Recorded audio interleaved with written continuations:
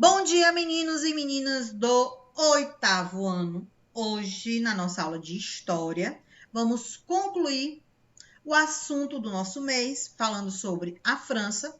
Já vimos a questão do Antigo Regime, divisões do primeiro, segundo e terceiro estado.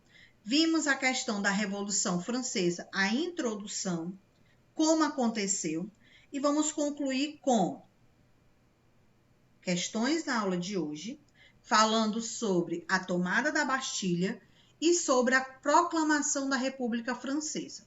Como foi que aconteceu, quais foram os movimentos, quais foram os grupos políticos, se o exército comandou, quem foi que determinou, qual o maior chefe das forças armadas, ou seja, marinha, exército, aeronáutica, qual o poder que ficou dentro do continente europeu. A gente vai ver isso na nossa aula de hoje. Para quem não tem livro, eu vou espelhar aqui para vocês. Para quem tem, duas formas para acompanhar. Ou propriamente no livro, página 80 e 81, ou acompanhe aqui na sua tela. Dúvidas? Perguntem, não fiquem com elas.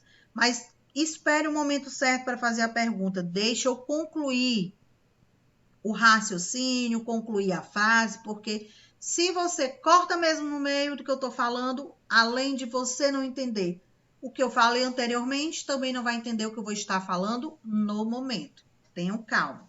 Nada de conversas aqui no chat.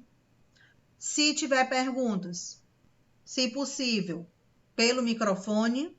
Caso o microfone esteja com problema, aí você vai lá no chat. Mas vamos otimizar o nosso tempo. O que isso significa? Vamos aproveitar ao máximo. Sem assuntos, conversas paralelas e sem precisar ficar chamando a atenção de vocês, tá bom? Vamos começar com o nosso costume de sempre, que é o quê? A chamada. Ana Luísa. Bruna Eloá. Elizabeth Cristina Bezerra Simão.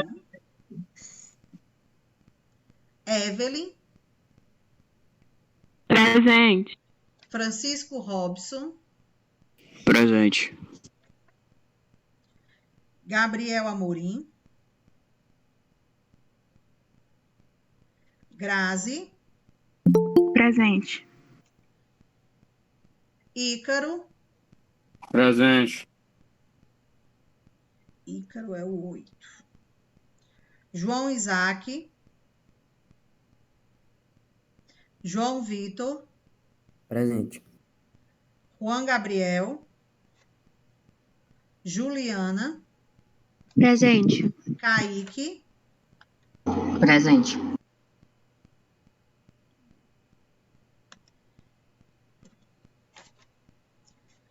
Laura Giovana. Mateus. Maxwell. Presente. Rodrigo. Presente. Sabrina. Presente. Thalita. Yasmin e Yuri. Presente. Presente.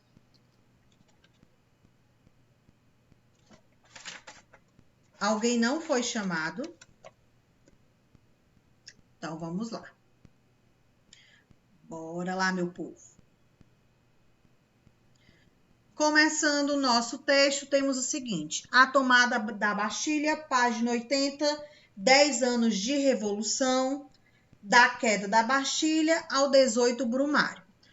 Então, começando aqui o texto, fala o seguinte. Enquanto os debates seguiam na Assembleia Constituinte, lembrando que é continuação do que já estudamos, diversos boatos circulavam pela França anunciando que a aristocracia, aliada ao rei, pretendia dar um golpe e fechar a Assembleia. Vocês lembram que nas nossas aulas anteriores teve a convocação da Assembleia Geral pelo rei da França, onde ele era o único que podia realizar essa convocação e que de lá teria os representantes do primeiro estado, do segundo estado e do terceiro estado. O terceiro estado percebeu que eles teriam a maioria dos votos e que estavam tramando para que os votos deles fossem prejudicados. O que foi que eles fizeram? Se retiraram da Assembleia Geral e fundaram uma nova Assembleia, exigindo uma Constituição que todos tivessem direitos e deveres. A crise, alarmados, os setores pobres passaram a protestar de forma mais constante e violenta. A crise política, agravada pela escassez de alimentos, fez multiplicar nas cidades os saques, para quem não sabe, são os roubos, os furtos, aos comboios de grãos e armazéns, e os ataques às alfândegas municipais. Também relembrando que a gente já estudou, essa crise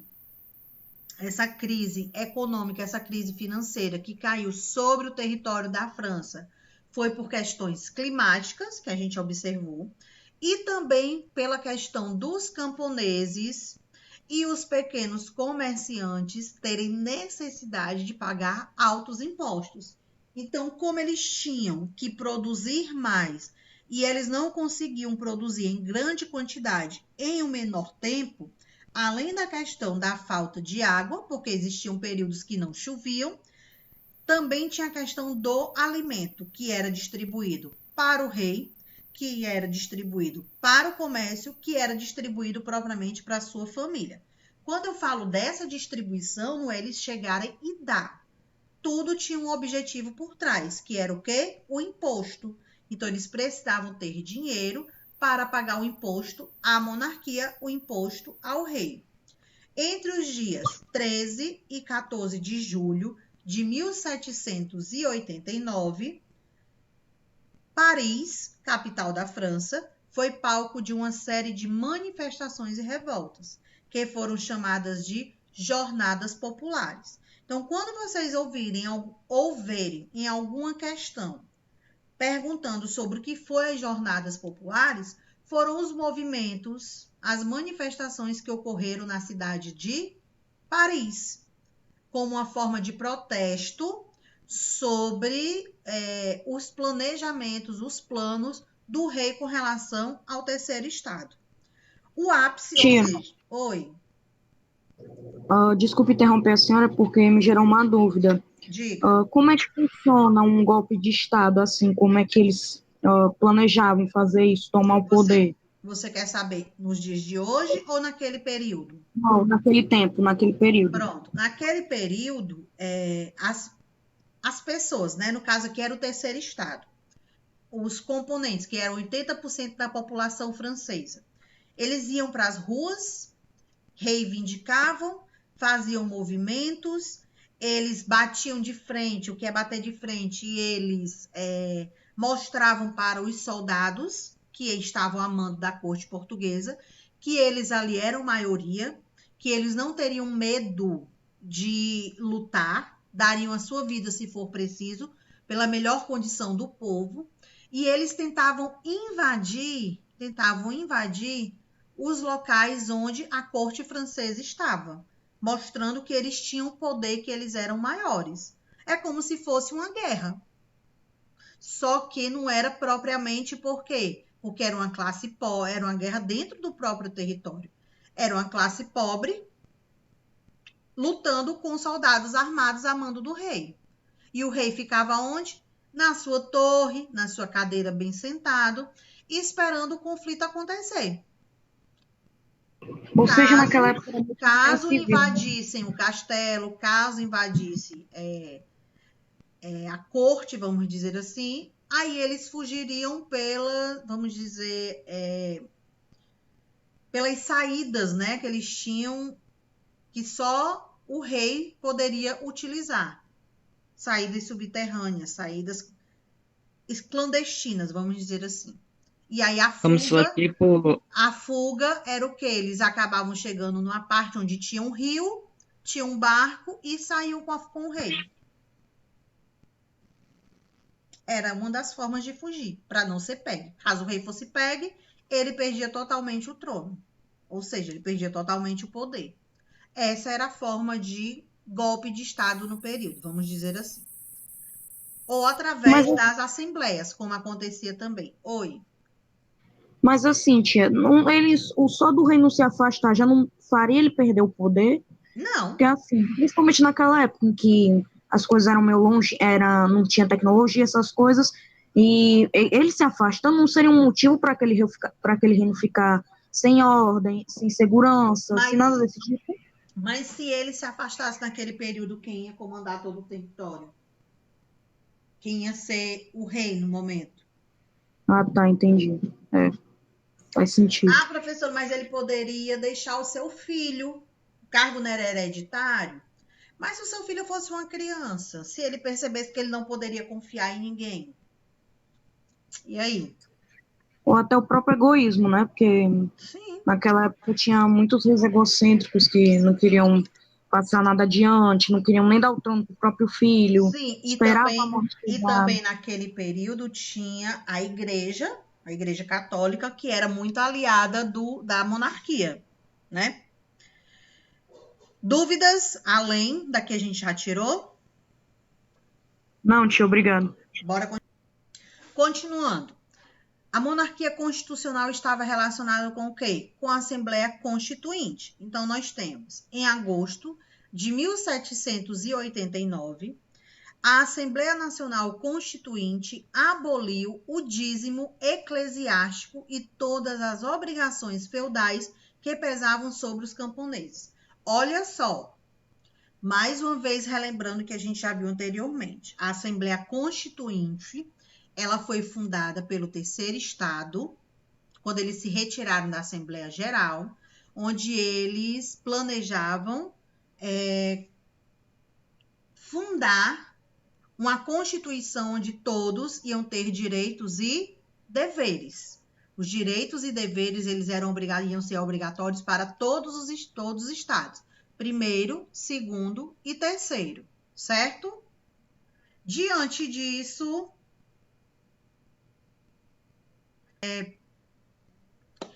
os camponeses fundaram essa nova Constituição junto com os pequenos burgueses, que eram os mais pobres da classe, e os pequenos artesãos. Fundando essa Constituição, eles conseguiram compreender que teriam força e que teriam seus direitos adquiridos. Olha o que foi determinado pelo rei da França quando ele percebeu,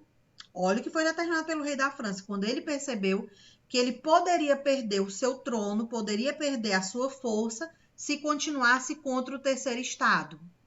Então, o que foi que ele fez? Ele, para não perder o apoio do povo, o apoio dos camponeses, ele determinou que, a partir daquele momento, o dízimo, para quem não sabe, o dízimo eclesiástico é 10% do seu salário, 10% do dinheiro que você recebe destinado à igreja.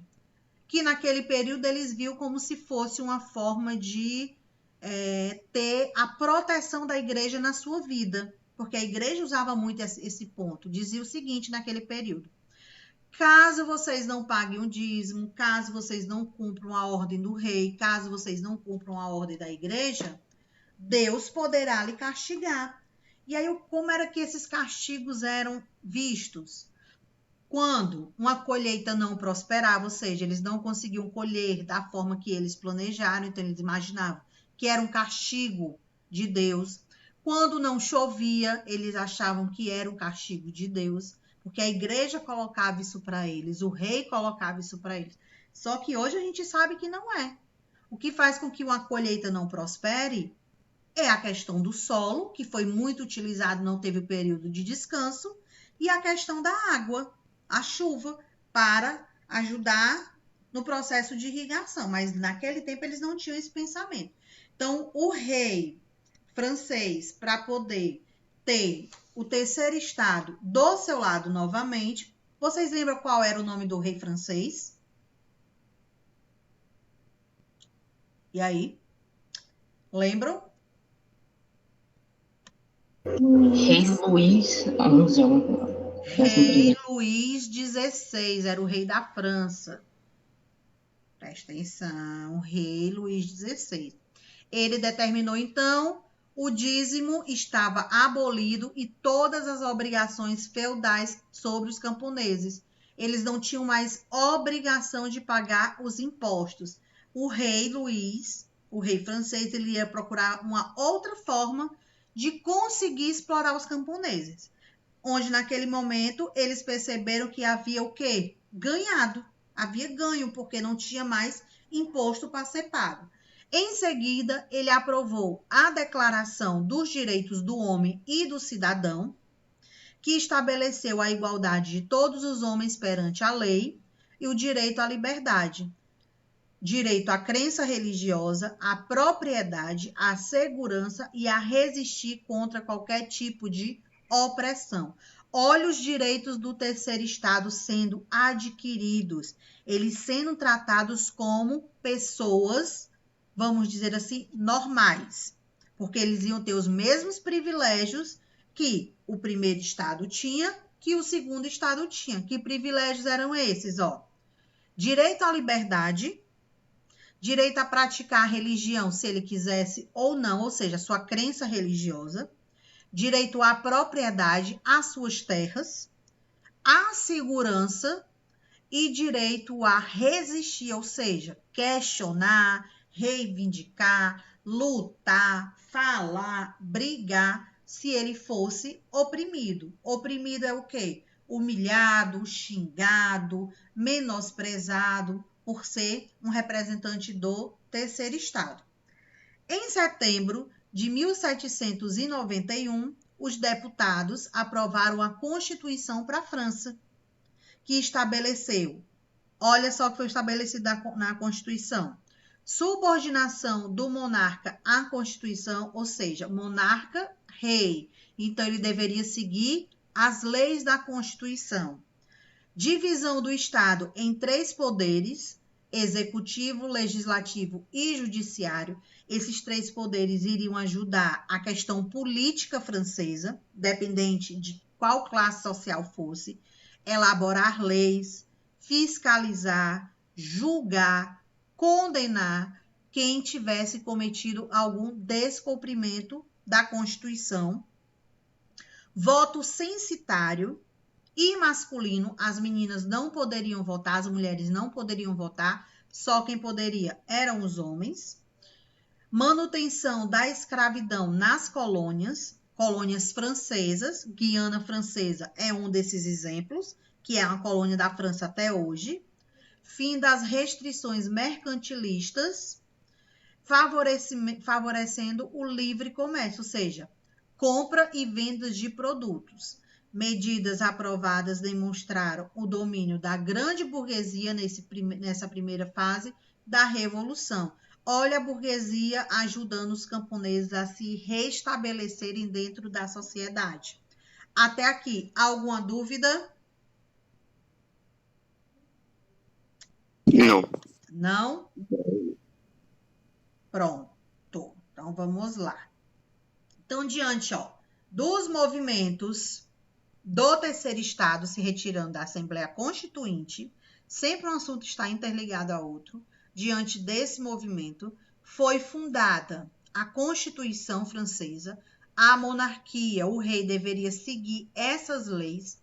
Os 3 estados foram beneficiados de uma certa forma, porque passaram a ter direitos e deveres adquiridos. Foi fundado os 3 poderes, executivo, legislativo e judiciário, que tinha como objetivo colocar em prática a Constituição.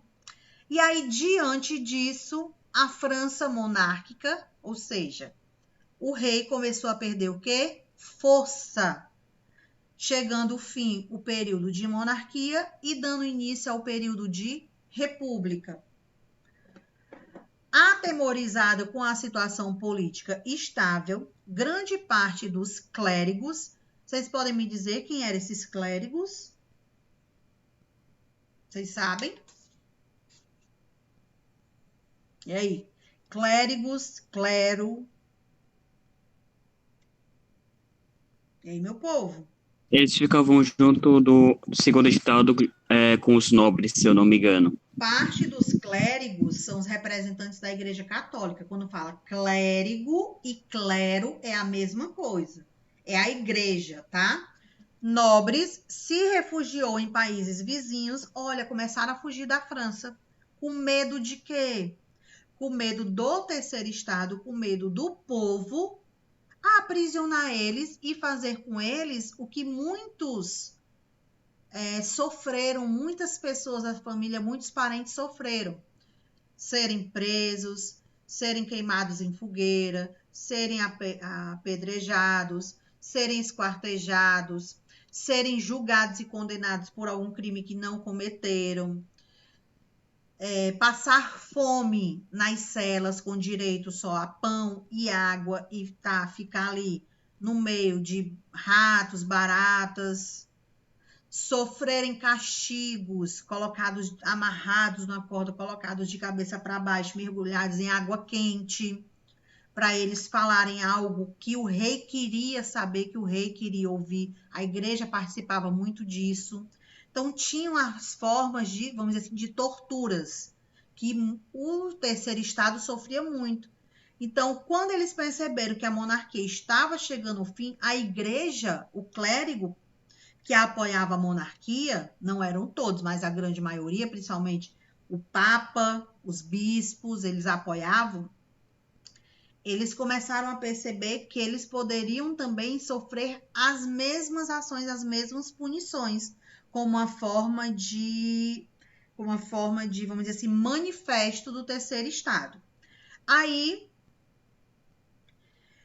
em junho de 1791, o próprio rei e a família real, o rei Luís XVI e a família real tentaram fugir da França, mas foram capturados e levados para o Palácio das Tulherias. Olha só, o rei foi capturado. Aí vem a pergunta do Rodrigo. Foi o Rodrigo, né, que fez do golpe de Estado? Foi Rodrigo? Tia, fui eu. Nesse momento, a gente pode dizer que foi um golpe de Estado? Sim. A autoridade maior, a autoridade política, né? Ele não foi preso, não só ele, mas toda a sua família, foram levados para o palácio e em abril de 1792, praticamente um ano depois, em 1791, a família real foi presa. Em abril de 1792, quase um ano depois, a França entrou em guerra com dois países, a Áustria e a Prússia, que temiam a propagação da Revolução. Esses dois países, eles temiam que acontecesse com eles a mesma coisa que estava acontecendo na França. O rei e os contra-revolucionários incentivaram a guerra, acreditando que a França seria derrotada e que eles poderiam restaurar o antigo regime. Diante disso, em agosto de 92, o Palácio das Tulherias foi invadido, o rei foi destruído, preso com a sua família, acusado de traição. Olha como o rei foi condenado. Ele foi acusado de traição. A população julgou ele como um traidor, porque ele havia se voltado contra o povo a partir do momento que a Áustria e a Prússia entraram para apoiar a França nesse conflito. A Assembleia Legislativa foi dissolvida, ou seja, chegou ao fim, e novas eleições foram realizadas, com base no sufrágio universal masculino. Professor, o que é esse sufrágio universal? São as leis dos outros países, que eles analisavam que estava dando certo e que poderia colocar em prática na França. Formou-se, assim, uma nova Assembleia, chamada de Convenção Nacional, que foi composta por alguns grupos. Quais foram esses grupos? Deixa eu levantar aqui. Esses grupos foram os jacobinos, girondinos, pântanos ou planícies, como era chamado, e os cordelires. Qual desses quatro foram os mais importantes para a Revolução Francesa chegar ao fim e dar início à proclamação da França? E aí? que é que vocês me dizem? Quais foram os 4? Bora, gente! Com base no que vocês estão vendo aí na tela de vocês.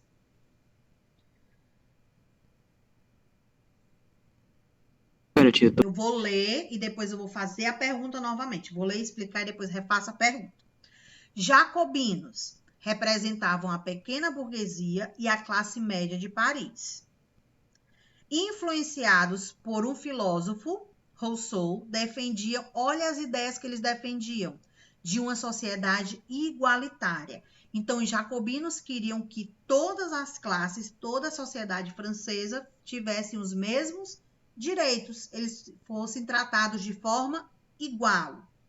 Girondinos eram os republicanos moderados. Representavam os interesses da grande burguesia e dos nobres. Jacobinos, pequena e média, classe pobre e classe média. Girondinos, classe alta e os nobres, olha só. Ambos desejavam o quê? Uma república. Ambos desejavam que todos tivessem os mesmos direitos. Planície, grupo que tendia as posições políticas no centro, e eles eram mais radicais, e os cordeliers ligados aos republicanos que defendiam mudanças mais profundas na sociedade, como a reforma agrária e o fim da propriedade privada. De acordo com o que a gente viu no decorrer das nossas aulas. O que era mais importante para o povo do terceiro estado, o que era mais importante para os comerciantes, para os artesãos, para os burgueses. Era todos terem os seus direitos respeitados, todos serem julgados independente da sua classe social, ou eles estavam só preocupados na questão de terras? E aí? Todos terem os direitos iguais. Então, diante disso, entre os 4 grupos, quais eram os 2 principais? Jacobinos. Jacobinos e... Os cordeliers. Jacobinos e girondinos. Ambos lutavam pela liberdade, pela igualdade e pela fraternidade. É o lema da Revolução Francesa. Essas 3 palavrinhas. Liberdade, igualdade e fraternidade. O tema da Revolução Francesa. Nesse contexto, no dia 18,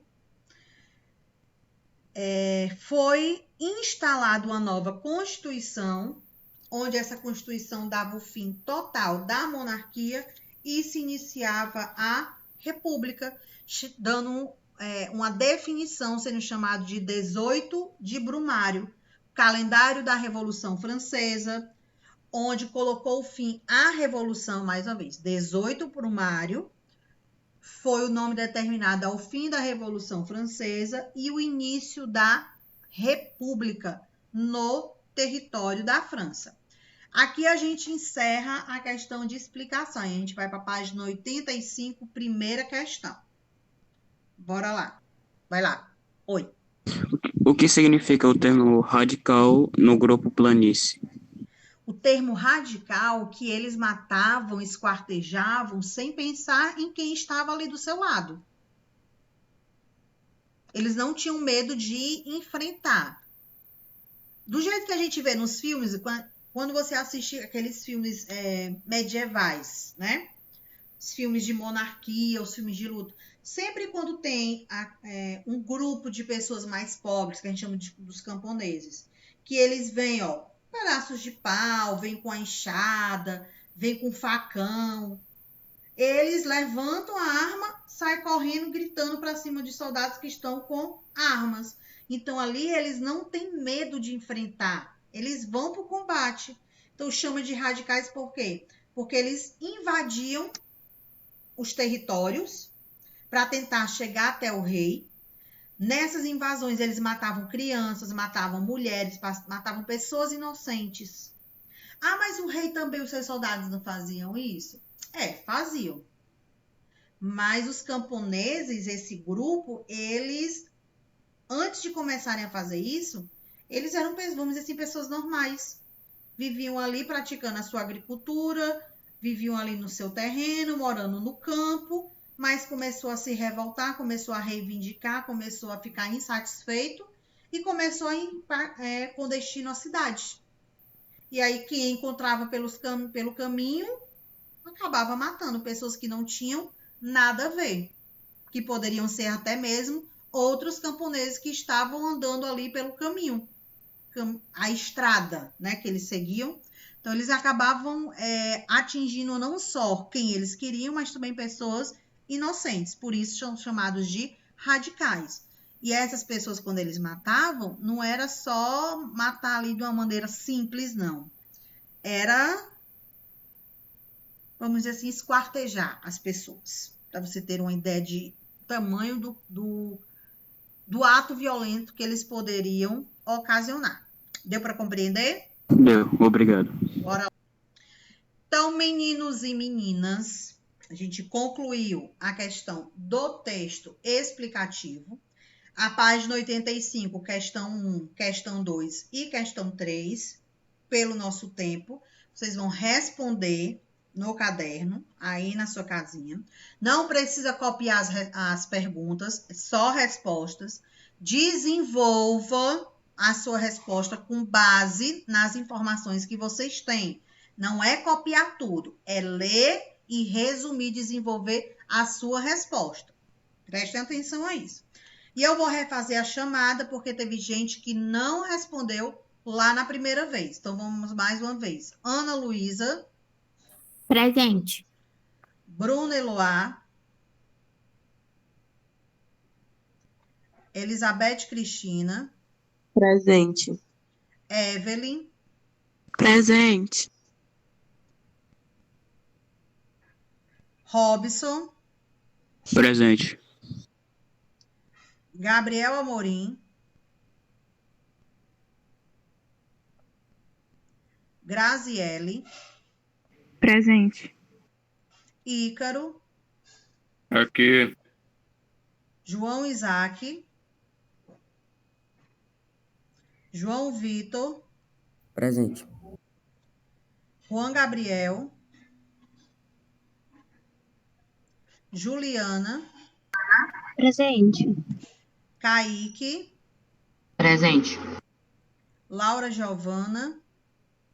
Matheus. Maxwell. Presente. Rodrigo. Sabrina. Presente. Thalita. Yasmin Gugel. Presente. Professora, a senhora conseguiu me ouvir? Consegui, deu certo. E Yuri Emanuel. Então, meu Presente. povo, a gente vai encerrando nossa aula por aqui. Qualquer dúvida, tirem lá no Class. E os alunos da ONHB que vão pensar a resposta lá no Class. E os que já deram o nome, vou também conversar com vocês lá, tá bom? A gente vai encerrando nossa aula por aqui. Uma boa manhã a todos. Tchau. Até a próxima. Tenta dormir. Tchau, tia. Bom